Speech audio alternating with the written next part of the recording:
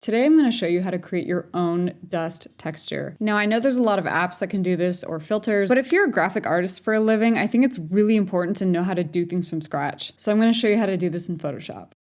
So I pulled this photo off Pinterest because it'd be a really cool example. We're going to add a new layer and label it so you don't get lost. We're going to grab the pencil tool. We're going to resize it to 3 pixels.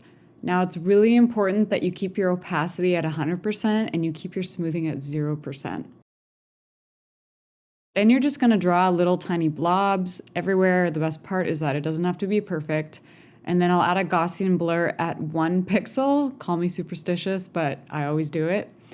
Then we're going to just change the pencil size to 1 pixel. And then we're going to go back in and freehand little pieces of dust. And so you can see I'm just drawing really tiny pieces of dust. It's really zoomed in right now, but if I zoom back out, you will see the final effect. So far it looks great. And then we're going to add some noise around 25%, and then we're going to change the blend mode to screen. Here's the before and after, and of course I always encourage you to experiment for yourself and see what you like. If you learned something from this video, if you like this video, then you know what to do.